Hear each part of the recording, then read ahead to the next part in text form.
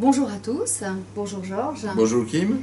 Alors aujourd'hui nous allons parler d'un thème qui nous tient à cœur puisque nous y consacrons nos existences respectives. Georges, c'est le dialogue social. Alors pourquoi veux-tu parler du dialogue social aujourd'hui? Eh bien nous voulons parler du dialogue social, d'abord parce que c'est un aspect fondamental de nos démocraties. Ça permet une discussion, une participation à un niveau plus décentralisé, ça permet d'associer des gens à la prise de décision sur des thèmes qui les concernent, c'est un premier aspect. Et ça permet également pour les hiérarchies ou les managers d'arriver à trouver des meilleures solutions grâce à la participation de tous.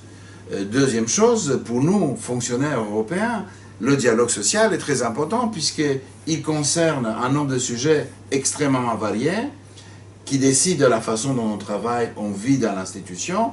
Donc c'est une question importante.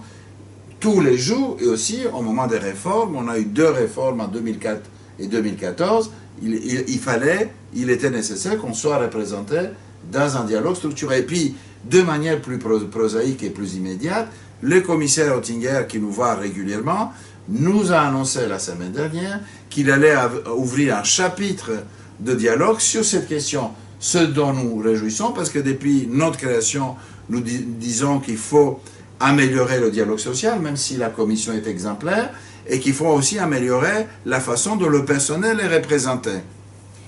Alors, le personnel est représenté justement au sein d'un comité central du personnel qui lui-même s'appuie sur des comités locaux. Le problème de ce comité central, c'est que les élections des différents comités locaux ne sont pas synchronisées et que donc ce comité central est toujours en ébullition et peut finalement fonctionner à peu près correctement avec ses membres plus ou moins stabilisés 1 année et demie sur 3 années de mandat, ce qui n'est pas suffisant. Par ailleurs, tous les lieux de la commission n'ont pas de comité local. Séville, par exemple, n'en a pas. Et alors, on a aussi un problème de pondération de ces comités locaux, puisque pour ce qui concerne, par exemple, tout notre personnel hors Union, dans 140 pays dans le monde, et qui sont des milliers, le comité local du personnel hors Union est extrêmement sous-représenté au sein du comité central. Oui, tu as tout à fait raison. Par ailleurs, au niveau des moyens, malgré leur existence, nous bénéficions de 40 exemptions de services. C'est relativement faible. La Commission a des services dans tous les pays de l'Union, 28 pays. Et aussi, dans le hors-Union, on est présent dans 50 pays. Et donc, avoir 40 exemptions de services pour couvrir tout ça, c'est extrêmement peu. D'autant plus que, par exemple, à Bruxelles, c'est un lieu de travail relativement central. Nous avons à peu près 25 000 collègues qui sont répartis en 60 bâtiments. Et donc 60 bâtiments, comment les couvre-t-on avec une vingtaine de personnes? Donc là, il y a une faiblesse des exemptions, ça c'est le premier point. Les moyens qui nous sont donnés pour la formation sont faibles et il n'y a aucun moyen pour l'expertise, alors que dans les États membres, l'employeur paye aux organisations syndicales, au comité du personnel, des sommes leur permettant de disposer d'une expertise indépendante, ce qui finalement par la suite est bénéfique, puisque l'employeur part sur un pied d'égalité avec des représentants qui sont au courant des problèmes, qui sont forgés de façon plus correcte d'un point de vue, et donc une expertise indépendante améliore la qualité du dialogue social. Alors ça, donc, c'est une question qui est souvent sous-évaluée, mais qui est fondamentale. Et puis, il y a aussi les frais d'émission qui, finalement, ils existent, mais ils ne sont pas suffisants.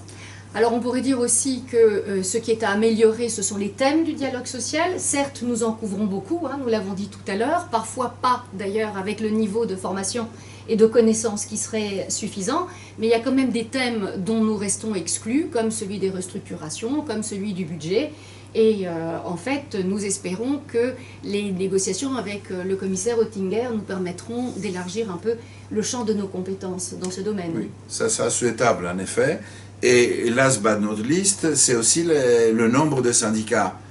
L'atomisation de la représentation du personnel. Oui, il y a 13 syndicats aujourd'hui à la Commission, et 13 syndicats qui se juxtaposent sur un statut qui est de plus en plus éclaté. C'est d'ailleurs peut-être la raison aussi pour laquelle on a autant de syndicats. On pourrait le penser, mais c'est une question qui est indépendante d'une certaine façon.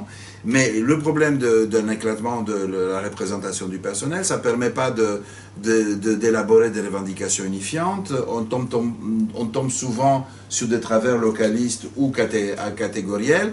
Et d'ailleurs, les peu de moyens dont on dispose par ailleurs sont en plus dispersés sur un nombre important de syndicats qui d'ailleurs répètent souvent... dupliquent des tâches. Exactement.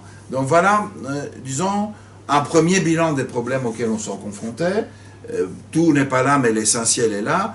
Et nous allons aborder la prochaine fois sur... la question des solutions que nous proposons. Parce que U4U réfléchit depuis très longtemps. Lors de sa dernière campagne pour les élections du dernier comité du personnel, nous avions déjà avancé un certain nombre d'idées à ce sujet. Que nous avions discuté avec et le personnel et nos adhérents. Et nos adhérents, effectivement, au cours d'une consultation que nous avions menée. Et puis parce qu'on peut espérer aussi qu'une amélioration du dialogue social à la Commission, dont nous rappelons quand même que c'est le meilleur dialogue social au sein des institutions européennes, pourra peut-être faire tache d'huile, notamment au Parlement, au Conseil, où le dialogue social n'est quand même pas le mieux loti. En effet. Merci à tous et Merci, à la prochaine fois.